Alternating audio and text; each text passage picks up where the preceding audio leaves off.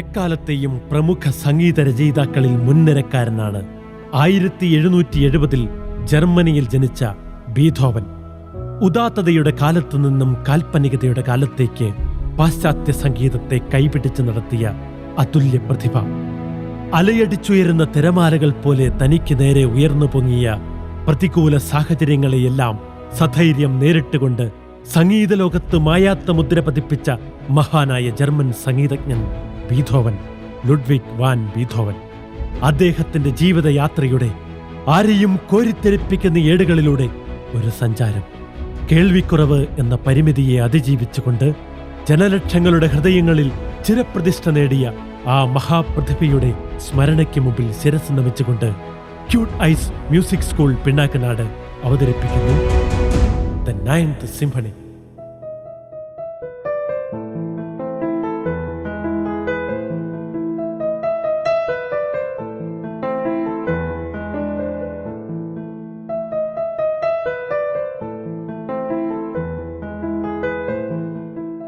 കുട്ടികളെ, നിങ്ങൾ ബീഥോവൻ എന്ന് കേട്ടിട്ടുണ്ടോ? അദ്ദേഹത്തിന്റെ ഏറ്റവും ലളിതമായ ഒരു കമ്പോസിഷനാണ് നിങ്ങളിപ്പോൾ വായിച്ചത്. ബീഥോവൻ അദ്ദേഹം ആരാണ്?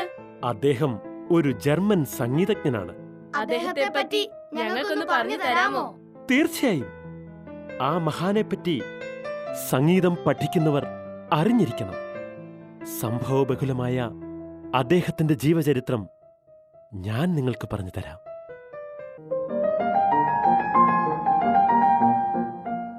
ജർമ്മൻ സംഗീതജ്ഞനായിരുന്ന ജൊഹാനിന്റെയും ഭാര്യ മരിയ മഗ്ദലന വാൻ ബീഥോവന്റെയും ജീവിച്ചിരിക്കുന്ന മൂത്ത കുട്ടിയായിരുന്നു ബീഥോവൻ.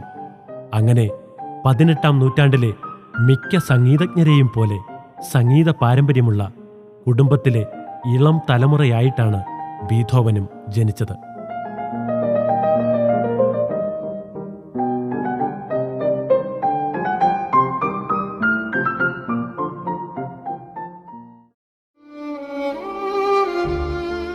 നന്നേ ചെറുപ്പത്തിൽ തന്നെ സംഗീതത്തിൽ തന്റെ പ്രതിഭ തെളിയിച്ച ബീഥോവൻ കഷ്ടപ്പാടിന്റെയും ദുരിതങ്ങളുടെയും ബാല്യകാലം പിന്നിട്ടാണ് ലോകപ്രശസ്ത കലാകാരനായി മാറിയത്. അച്ഛൻ മദ്യപിച്ചു വന്ന് താൻ പറയുന്നത് വായിക്കാൻ നിർബന്ധിച്ച് ബുദ്ധിമുട്ടിച്ചിരുന്നു. തന്റെ മകൻ ഒരു മൊസാർട്ടാകണം എന്ന് കരുതിയായിരുന്നു ഈ പീഡനങ്ങൾ. പക്ഷേ അച്ഛൻ്റെ സംഗീതവും ബീഥോവന്റെ സംഗീതവും രണ്ടായിരുന്നു. വളരെയധികം ആത്മസംഘർഷങ്ങളിലൂടെയാണ് അദ്ദേഹത്തിന്റെ കുട്ടിക്കാലം കടന്നുപോയത്. Bird singing, fly away, far and far away. Bird singing, fly away. എടാ, ഞാൻ പറഞ്ഞ നീ വായിക്കാൻ. നിന്നോടാ പറഞ്ഞത്, ഞാൻ പറഞ്ഞ വായിക്കാൻ. അച്ഛാ, ഞാനിത് എത്രാമത്തെ പ്രാവശ്യമായി വായിക്കുന്നത്. എടാ, ഞാൻ പറഞ്ഞ നീ വായിച്ചാ മതി. നീ എന്നെ കൂടുതൽ പഠിപ്പിക്കാൻ വരുന്നടാ, കുരുത്തക്കെട്ടോടെ. വായിക്കാൻ ഞാൻ നിന്നോടാ പറഞ്ഞ വായിക്കാൻ. എടാ വായിക്കടാ. അയ്യോ തല്ലല്ലേ അച്ഛാ, എന്നെ തല്ലല്ലേ. അയ്യോ അച്ഛാ, എന്നെ തല്ലല്ലേ അച്ഛാ. പ്രഭുക്കന്മാരുടെ സഭ വായിക്കണ്ട ഒച്ചന. എടാ വായിക്കടാ പറയാൻ. ഞാൻ പറഞ്ഞ വായിക്കടാ. നിർത്തു. കുടിയും കഴിഞ്ഞു വന്നിട്ട് നിങ്ങൾ എന്തായി കാണിക്കുന്നത്? എന്റെ കൊച്ചിനെ ഇനി നിങ്ങൾ പഠിപ്പിക്കണ്ട. പ്രഭുക്കന്മാരുടെ കൊട്ടാരത്തിൽ സംഗീതം വായിക്കാൻ കഷ്ടപ്പെടണോടാ, കഷ്ടപ്പെടണം. അനുസരണയില്ലാത്ത നീയൊക്കെ എങ്ങനെ നന്നാവാനാ? നീയൊന്നും ഒരിക്കലും ഗുണം പിടിക്കില്ലടാ, ഒരിക്കലും ഗുണം പിടിക്കില്ല. ഇവനൊന്നും ഒരിക്കലും ഗുണം പിടിക്കത്തില്ല, ഗുണം പിടിക്കത്തില്ല. ഗുണം പിടിക്കാത്തവന്മാര്. അമ്മേ, എനിക്ക് ഇനി പിയാനോ പഠിക്കണ്ട അമ്മേ. ഇനി എനിക്ക് പിയാനോ പഠിക്കേ വേണ്ട അമ്മേ.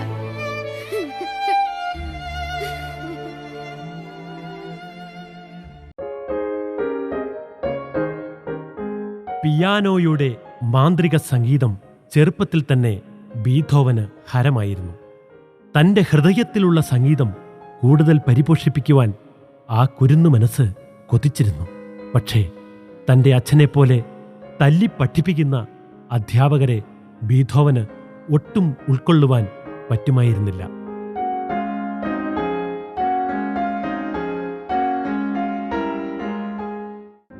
മോനെ ബീഥോവൻ, നീ എന്തെടുക്കുവാ?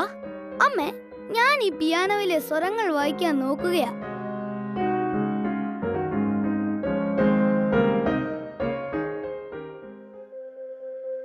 അമ്മേ, അച്ഛൻ എന്നെ പിയാനോ പഠിപ്പിക്കുവാൻ എന്തിനാ തല്ലുന്നത്? എനിക്ക് സഹിക്കാൻ പറ്റുന്നില്ല. അച്ഛനല്ലാതെ മറ്റാരുടെയെങ്കിലും അടുത്ത് എന്നെ പിയാനോ പഠിക്കാൻ വിടാവോ അമ്മേ? മോനെ, പിയാനോ പഠിക്കാൻ നിനക്ക് അത്രയ്ക്ക് ഇഷ്ടമാണോ? ആം, എനിക്ക് ശരിക്കും ഇഷ്ടമാ. എങ്കിൽ നിന്നെ ഒരു പിയാനിസ്റ്റിന്റെ അടുത്ത് പഠിക്കാൻ വിടാം കേട്ടോ. നിന്റെ മുത്തച്ഛൻ എത്ര നന്നായി സംഗീത ഉപകരണങ്ങൾ വായിക്കുമായിരുന്നെന്നറിയാമോ? നിന്റെ അച്ഛനും സംഗീതം പഠിച്ചു, പക്ഷേ മദ്യപാനം കൊണ്ട് എല്ലാം നശിച്ചു. നമ്മൾ ഒന്നുമില്ലാത്തവരായി തീർന്നു. സാരമില്ല അമ്മേ, സംഗീതം കൊണ്ട് നഷ്ടമായതെല്ലാം സംഗീതം കൊണ്ട് നമുക്ക് തിരിച്ചു കിട്ടും. അതിന് ദൈവം നമ്മെ സഹായിക്കില്ലേ? തീർച്ചയായും ദൈവം നമ്മെ കൈവിടുകയില്ല.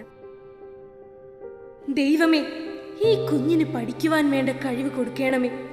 ലോകമറിയുന്ന ആളായി വളരുവാൻ ഇവനെ അനുഗ്രഹിക്കണമേ.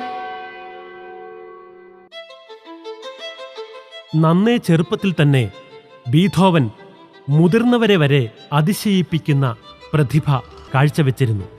ആ കുരുന്ന് പ്രതിഭയുടെ മുമ്പിൽ ചെറിയ രീതിയിൽ സംഗീതം പഠിപ്പിക്കാൻ എത്തിയ പല അധ്യാപകരും തോറ്റുമടങ്ങി.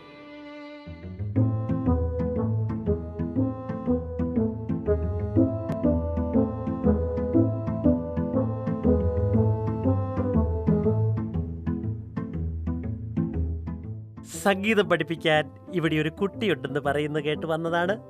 സംഗീതം പഠിക്കാൻ ഒരു കുട്ടിയുണ്ട്, പഠിപ്പിക്കാനാണ് ഒരു ടീച്ചറിനെ വേണ്ടത്. ഓഹോ, എവിടെയാണ് എന്റെ സ്റ്റുഡന്റ്? ഐ മീൻ എന്റെ വിദ്യാർത്ഥി? ആ വിദ്യാർത്ഥി ഇവിടെയുണ്ട്. ആരാണ് അയാൾ? ഞാനാണ് അയാൾ. ആട്ടെ, താങ്കൾ ആരാണ്? സംഗീതം പഠിപ്പിക്കാൻ വന്ന കുട്ടി. ഛേ, അധ്യാപകനാണ് ഞാൻ, കോളിൻ പീറ്റർ ആൽവിൻ ഡിസോസ. എന്നെ പറ്റി കേട്ട് കാണുമല്ലോ അല്ലേ? ഇല്ല, തീരെ കേട്ടിട്ട്. എന്നാ കേട്ടോളൂ. സംഗീത ലോകത്തെ ഒരു സിംഹമാണ് ഞാൻ, mister Colin Peter Alvin D'Souza. സ്നേഹമുള്ളവർ എന്നെ കോപ്പി എന്ന് വിളിക്കും. Co for Colin, P for Peter, അങ്ങനെ മൊത്തം കോപ്പി. അപ്പോൾ ആകെ മൊത്തം കോപ്പി. സാർ, ആ ഡിസൂസയുടെ ഡി കൂടി ചേർത്താൽ നന്നായിരുന്നു. ചേർക്കാം. അപ്പോൾ കോപ്പിയടി എന്നാവും. വേണ്ട, ചേർക്കണ്ട. കോപ്പിയടി ചേരുന്ന പേര്. വേണ്ട, കോപ്പി എന്ന് വിളിച്ചാ മതി. നിങ്ങൾ സംസാരിച്ചിരിക്കെ, ഞാൻ കോപ്പിക്കൊരു കാപ്പി എടുത്തുകൊണ്ട് വരാം. പെട്ടെന്ന് കൊണ്ടുവരണം. എനിക്ക് പോയിട്ട് വലിയ കാര്യങ്ങളുള്ള ആളാ. ഞാൻ ഇപ്പം കൊണ്ടുവരാം.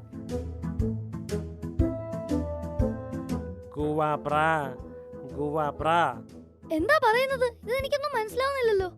ഒന്നുമില്ല, ഗുണം വരാൻ പ്രയാസം. ആട്ടെ, മിസ്റ്റർ കോപ്പിയടി. കോപ്പിയടി അല്ല, കോപ്പി. മിസ്റ്റർ കോപ്പി സാർ, ഞാനൊരു ഭാഗം പിയാനോയിൽ വായിച്ചു കേൾപ്പിക്കാം. ശരിയാണെന്നൊന്ന് പറയാമോ? ശരി, കേൾക്കൂ, ഞാൻ വായിക്കട്ടെ. വായിക്കൂ, ഞാൻ കേൾക്കട്ടെ.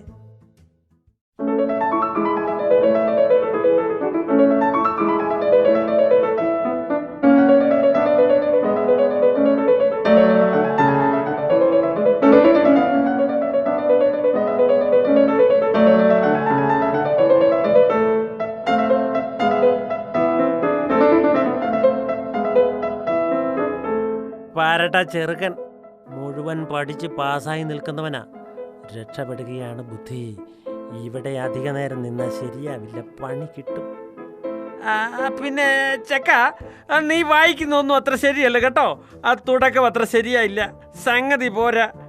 ഹൈനോട്ട് തീരെ ശരിയായില്ല കേട്ടോ. ഇന്നത്തെ ക്ലാസ് കഴിഞ്ഞു, ബാക്കി ഞാൻ പിന്നെ പറഞ്ഞു തരാം. ഞാൻ പോയിട്ട് പിന്നെ വരാവേ. കോപ്പി സാറേ, പോകല്ലേ സാറേ, എന്നെ പഠിപ്പിച്ചിട്ട് പോ സാറേ. ഇത് ശരിയാണോന്നൊന്ന് പറ സാറേ. ഞാൻ പോയിട്ട് പിന്നെ വരാം കേട്ടോ. നിക്ക് സാറേ, നിക്ക്. എവിടെ ആ ടീച്ചർ?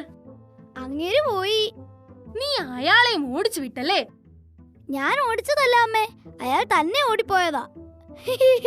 ഇനി ആർക്കാണാവോ അടുത്ത ഊഴം? പറ്റിയ ഒരു അധ്യാപകൻ വന്നാലേ എല്ലാം ശരിയാകും. എല്ലാം ശരിയാകും, അമ്മ വിഷമിക്കണ്ട കേട്ടോ.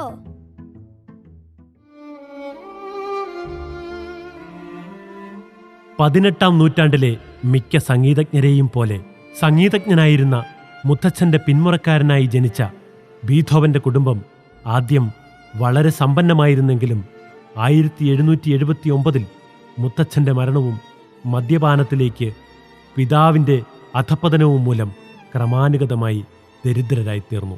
11 വയസ്സായപ്പോഴേക്കും ബീഥോവന് സ്കൂൾ വിടേണ്ടി വന്നു. 18-ാം വയസ്സിൽ അദ്ദേഹം കുടുംബത്തിന്റെ അന്നദാതാവായിരുന്നു.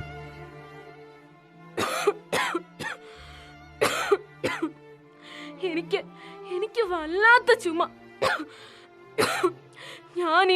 ഞാനിനി അധികകാലം കാണുമെന്ന് തോന്നുന്നില്ല. നമുക്ക് ആരുമില്ല, ആരും. അമ്മേ, ഞാൻ ഇനി സ്കൂളിൽ പോകുന്നില്ല. മോനെ, നീ എന്തായി പറയുന്നത്? അതെ അമ്മേ, ഞാൻ തീരുമാനിച്ചു കഴിഞ്ഞു. ഇനി സംഗീതം കൊണ്ട് എന്തെങ്കിലും വരുമാനം ഉണ്ടാക്കണം. അതാണ് എൻ്റെ ആഗ്രഹം.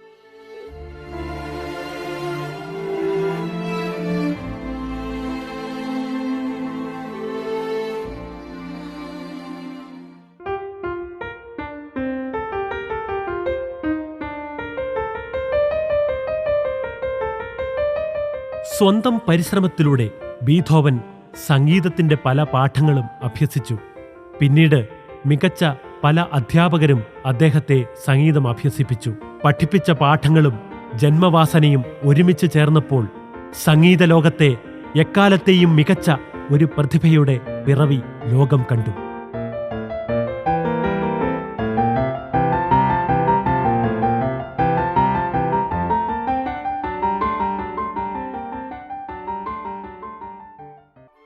മൊസാർട്ടിനെ പോലെ ലുഡ്വിഗിനെ ഒരു ബാലപ്രതിഭയാക്കുവാൻ പിതാവ് ജോഹാൻ ശ്രമിച്ചെങ്കിലും വിജയിച്ചില്ല. കൗമാരപ്രായത്തിൽ തന്നെ ബീഥോവൻ സംഗീതപ്രേമികളുടെ ശ്രദ്ധ ആകർഷിക്കുവാൻ തുടങ്ങി. അദ്ദേഹത്തിന്റെ സംഗീതം മോഷ്ടിച്ചെടുത്ത് രാജാവിന്റെ മുന്നിൽ വായിച്ചു കേൾപ്പിച്ച് പ്രീതി സമ്പാദിക്കുവാൻ വരെ അക്കാലത്ത് ചിലർ ശ്രമിച്ചിരുന്നു.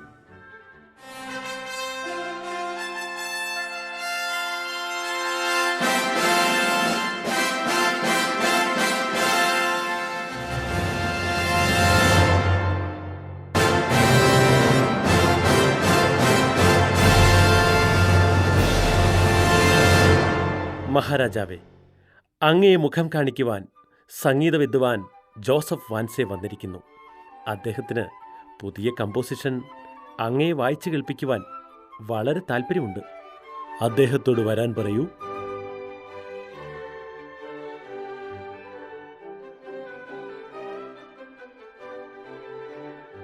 തിരുമനസ്സുകൊണ്ട് എൻ്റെ ഏറ്റവും പുതിയ സംഗീത സൃഷ്ടി കേൾക്കുവാൻ സന്മനസ്സുണ്ടാവണം.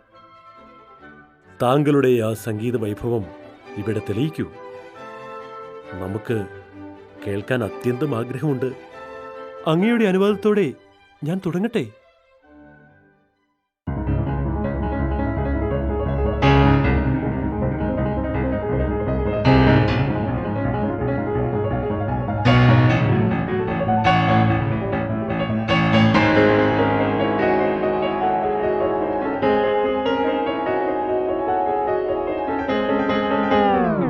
ബീഥോവൻ, താങ്കൾ ഇപ്പോൾ വന്നത് നന്നായി. ഞാൻ ഈ വാൻസയുടെ മനോഹരമായ ഒരു കമ്പോസിഷൻ കേൾക്കുകയായിരുന്നു. താങ്കൾ കുറച്ചെങ്കിലും കേട്ട് കാണും. എന്താ താങ്കളുടെ അഭിപ്രായം? മഹാരാജാവേ, അങ്ങ് അനുവദിക്കുമെങ്കിൽ എനിക്കും ഒരവസരം തരണം. അങ്ങയുടെ മുമ്പിൽ ഒരു പുതിയ സംഗീതം അവതരിപ്പിക്കുവാൻ. പക്ഷേ ഒരു കാര്യം മാത്രം, ഞാൻ വായിക്കുന്നത് എൻ്റെ കണ്ണുകൾ മൂടിക്കെട്ടിക്കൊണ്ടായിരിക്കും. എന്തിനാണ് ബീഥോവൻ താങ്കൾ കണ്ണുമൂടിക്കെട്ടുന്നത്? കണ്ണുമൂടിക്കെട്ടാതെ വായിച്ചുകൂടെ? രാജൻ, എന്റെ കമ്പോസിഷൻ എന്റെ മനസ്സിലുണ്ട്. എനിക്കൊരു പുസ്തകത്തിന്റെയും ആവശ്യമില്ല.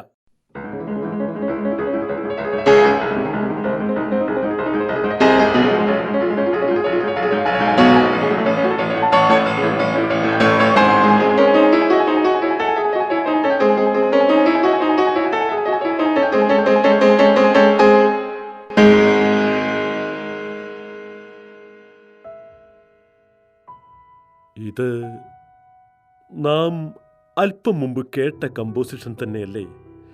ബീഥോവൻ, എന്താണ് ഇതിൻ്റെയൊക്കെ അർത്ഥം? രാജൻ, ഞാൻ 2 ദിവസം മുമ്പ് അങ്ങയുടെ മുമ്പിൽ അവതരിപ്പിക്കുവാൻ തയ്യാറാക്കിയ എൻ്റെ സംഗീതം ഞാനൊരു പേപ്പറിൽ എഴുതി വെച്ചിരുന്നു. എന്നെ കാണുവാൻ എൻ്റെ മുറിയിൽ 2 ദിവസം മുമ്പ് കടന്നു വന്ന ഈ ജോസഫ് വാൻസെ ആ പേപ്പർ സൂത്രത്തിൽ കൈവശപ്പെടുത്തി. എന്നിട്ട് അങ്ങയുടെ മുമ്പിൽ അദ്ദേഹത്തിന്റെ സംഗീതം പോലെ അവതരിപ്പിച്ചു. മഹാനായ സംഗീതജ്ഞൻ എന്ന ഖ്യാതി നേടുവാൻ ഞാൻ തയ്യാറാക്കിയ പേപ്പർ നോക്കി വായിച്ചു. ഞാൻ എഴുതിയ കൃതിയാണ് ഇത് എന്ന് അങ്ങേക്ക് മനസ്സിലാക്കുവാൻ വേണ്ടിയാണ് ഞാൻ എൻ്റെ കണ്ണ് മൂടിക്കെട്ടിക്കൊണ്ട് ആ സംഗീതം ഇവിടെ വായിച്ചത്. എൻ്റെ സംഗീതം എൻ്റെ മനസ്സിലുണ്ട്. ജോസഫ് വാൻസേ എന്ന സംഗീതജ്ഞൻ എൻ്റെ മനസ്സിൽ നിന്ന് ഇവിടെ വെച്ച് അസ്തമിച്ചിരിക്കുന്നു. ആരവിടെ? ഇയാളെ പിടിച്ച് പുറത്താക്കൂ. ബീഥോവൻ, ഞാൻ അറിഞ്ഞിരുന്നില്ല അത് താങ്കളുടെ സംഗീതമാണ്. തക്ക സമയത്ത് താങ്കൾ ഇവിടെ എത്തിയത് കൊണ്ട് മാത്രമാണ് എനിക്കത് അറിയുവാൻ സാധിച്ചത്. ഞാൻ സംശയിച്ചിരുന്നു, ജോസഫിനെ പോലെ ഒരു ചെറിയ കലാകാരന് ഇതുപോലൊരു കമ്പോസിഷൻ എങ്ങനെ ചെയ്യാൻ കഴിഞ്ഞുവെന്ന്. ഇപ്പോൾ എൻ്റെ മനസ്സ് ശാന്തമായിരിക്കുന്നു. അത് ബീഥോവനെ കൊണ്ട് മാത്രം സാധിക്കുന്ന ഒരു കമ്പോസിഷനാണ് എന്ന് ഞാൻ എൻ്റെ മനസ്സിൽ വിചാരിച്ചത് എത്ര സത്യമായി. ബീഥോവൻ, അങ്ങേക്ക് എൻ്റെ അഭിനന്ദനങ്ങൾ. മഹാമന്ത്രി, ബീഥോവന് നമ്മുടെ സന്തോഷത്തിൻ്റെ പ്രതീകമായി 100 സ്വർണ്ണ നാണയങ്ങൾ ഇന്ന് തന്നെ ഇവിടെ വെച്ച് കൊടുക്കൂ. മഹാരാജാവേ, അങ്ങയുടെ 100 സ്വർണ്ണ നാണയങ്ങളെക്കാൾ വിലപ്പെട്ടതാണ് അങ്ങ് എനിക്ക് തന്ന ഈ അഭിനന്ദനങ്ങൾ.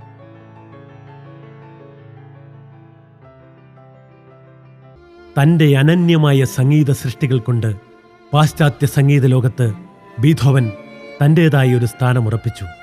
പക്ഷേ ഒരു ദിവസം ഇടിത്തീ പോലെ ബീഥോവൻ ആ സത്യം തിരിച്ചറിഞ്ഞു. തനിക്ക് കേൾവിശക്തി കുറയുന്നുവെന്ന്. തൻ്റെ 20-ാം വയസ്സിൽ ശ്രവണസുന്ദരമായ സംഗീത വീജികൾ തന്നിൽ നിന്നും അകലുവാൻ തുടങ്ങിയ ദിനം. എന്തു പറ്റി ബീഥോവൻ? എനിക്ക് കേൾക്കാൻ കഴിയുന്നില്ല. എന്റെ കാതുകളിൽ എന്തോ ഒരു മുഴക്കം പോലെ, അതിപ്പോൾ കൂടിക്കൂടി വരുന്നത് പോലെ. എനിക്ക് ആ കാണുന്ന ചർച്ചിൽ നിന്നും ഉയരുന്ന മനോഹരമായ പള്ളിമണികളുടെ ശബ്ദം പോലും കേൾക്കാൻ കഴിയുന്നില്ല. ആ മനോഹര ശബ്ദം പോലും എനിക്ക് അന്യമായിക്കൊണ്ടിരിക്കുന്നു. Beethoven, I am helpless. താങ്കളുടെ കേൾവിശക്തി അനുദിനം നശിച്ചുകൊണ്ടിരിക്കുകയാണ്. ദൈവമേ, ഇതെന്തൊരു പരീക്ഷണമാണ്! എന്റെ ജീവിതം ഇനി എന്തിന്? സംഗീതം അഭ്യസിക്കുന്ന എനിക്ക്, അത് സംവിധാനം ചെയ്യുന്ന എനിക്ക്, ആ മനോഹര ശബ്ദം എന്റെ കാതുകൾ കൊണ്ട് ആസ്വദിക്കാൻ കഴിയുകയില്ലെന്നു.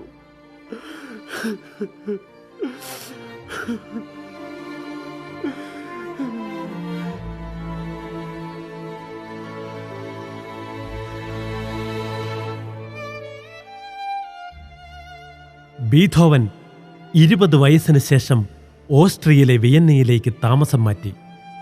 ഈ 20-ാം വയസ്സിൽ തന്നെയാണ് ബീഥോവന്റെ ശ്രവണശക്തിയും നഷ്ടപ്പെട്ടത്. തനിക്ക് ചുറ്റും നിന്ന് സംസാരിക്കുന്ന പ്രിയപ്പെട്ട കൂട്ടുകാരുടെ ശബ്ദം പോലും അദ്ദേഹത്തിന് കേൾക്കുവാൻ കഴിയാതെയായി.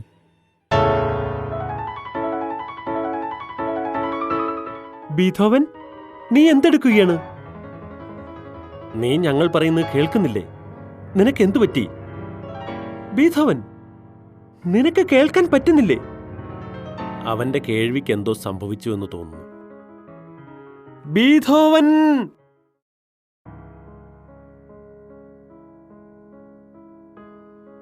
ഇത്രയും പ്രതിഭയായ നിനക്ക് മനോഹര ശബ്ദങ്ങൾ ഒന്നും തന്നെ കേൾക്കാൻ കഴിയാതെ വന്നല്ലോ. വരൂ, നമുക്ക് പോകാം. അവനൊന്നും കേൾക്കാൻ പറ്റുന്നില്ല. എന്തൊരു സങ്കടകരമായ അവസ്ഥയാണിത്.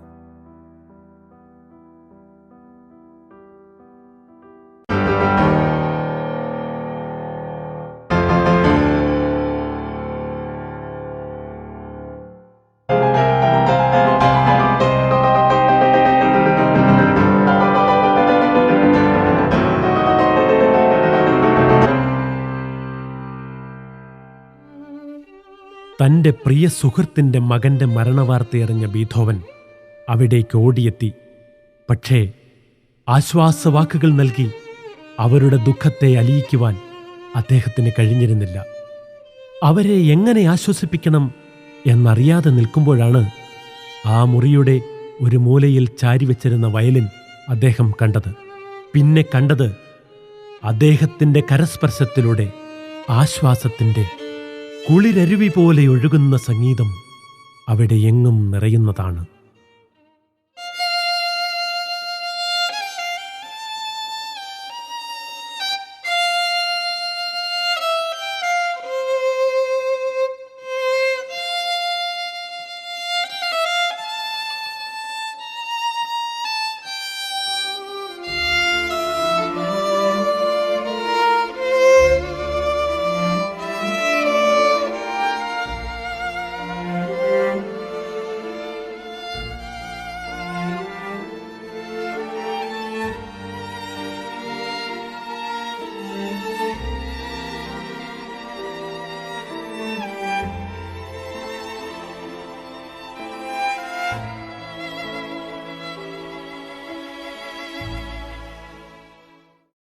ശബ്ദങ്ങളില്ലാത്ത ലോകത്ത് നിന്നുകൊണ്ട് സംഗീത വീചികൾ കൊണ്ട് വിസ്മയങ്ങൾ തീർത്ത വ്യക്തിയാണ് ലുഡ്വിഗ് വാൻ ബീഥോവൻ. ബീഥോവന്റെ ജീവിതത്തിലെ ഏറ്റവും പ്രധാനപ്പെട്ട വർക്ക് 1824 വിയന്നയിൽ അവതരിപ്പിച്ച ദ 9th സിംഫണി ആണ്. ലോകത്തിലാദ്യമായാണ് ഉപകരണ സംഗീതവും വോക്കലും ഒരുമിച്ച് ചേർന്നുള്ള സിംഫണി ബീഥോവൻ അവതരിപ്പിച്ചത്. തൻ്റെ ഏറ്റവും പ്രശസ്തമായ 9th സിംഫണി.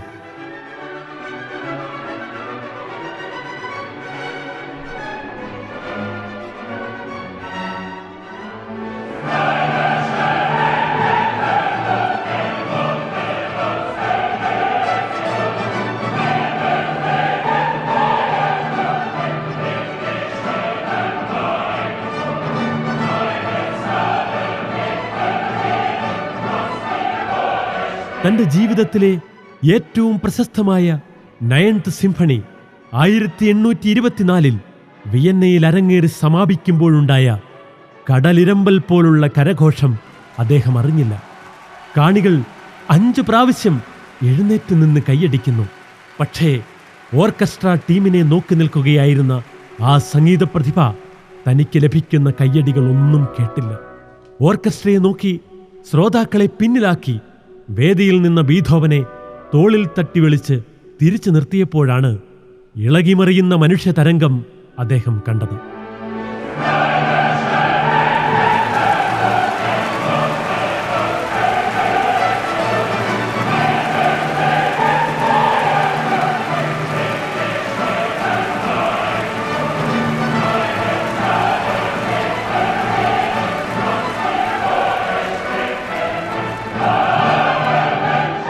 സംഗീതം ഒരനുഭൂതിയാണെങ്കിൽ ആ അനുഭൂതിയുടെ പേരാണ് ബീഥോവൻ.